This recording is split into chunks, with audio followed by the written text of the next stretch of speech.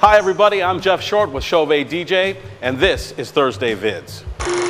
Why are we DJs? I think that's a good question to ask no matter what profession you're in, at least from time to time. A little critical career evaluation can be great perspective and remind us of why we do what we do, as well as help us improve the things we don't like about it. As a DJ and a singer, I've thought about this a lot. I bet you have too.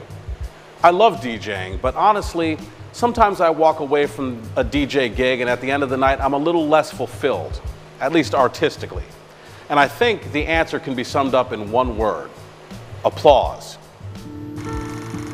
He needs some recognition, reward, status. Otherwise, he becomes frustrated, indifferent, or an exhibitionist. I don't know how normal people do it, not needing applause at all. In fact, not only not needing it, but being totally fine without it. How is that possible? You see, I'm an entertainer. I guess a more accurate term for it might be applause junkie. Just ask anyone who's close to me and my family. They'll be happy to tell you all about my addiction. I've always been happy, but I definitely always felt awkward growing up.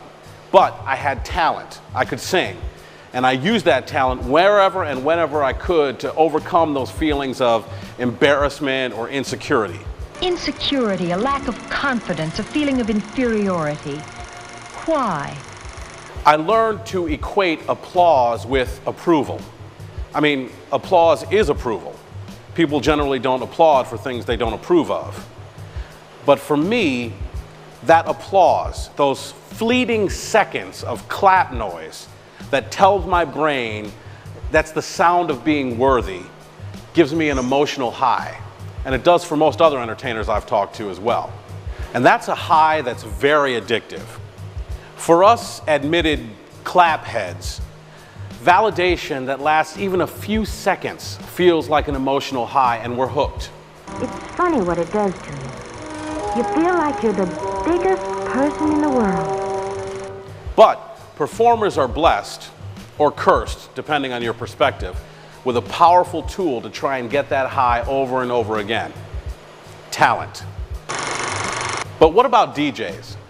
Well, they certainly are entertainers in the purest sense of the word, but they're not really performers per se, at least not mobile DJs.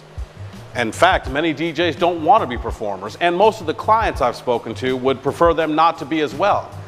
I mean, the DJ's job is not to be in the spotlight themselves, but to keep the spotlight on her guests and her clients. The applause junkie just can't imagine that scenario. In fact, I bet many artists would prefer a gig in a starring role for free over a very high-paying DJ gig where the event guests may view them as nothing more than a glorified server. They may call it more artistically fulfilling or whatever. What they really mean is, why in the world would I ever do a gig where there's absolutely no chance for applause?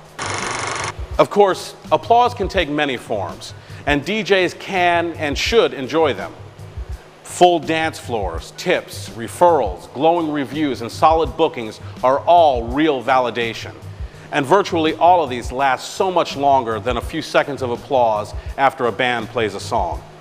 These are substantial business-building ovations that we can and should strive for, as opposed to the fleeting sounds of hands smacking against each other.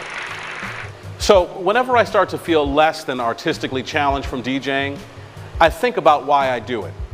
Not for a quick fix of applause, but for the chance to use my entertainment experience and creativity to sculpt music and light into great events for my clients. It's helpful for me to realize that if I'm DJing for personal applause, I'm probably in the wrong profession. And if you've ever seen a happy bride crying tears of joy at a reception you were the DJ for, you know that's as good as any standing ovation. No applause necessary. But that's just my opinion. What's yours? Leave us your comments.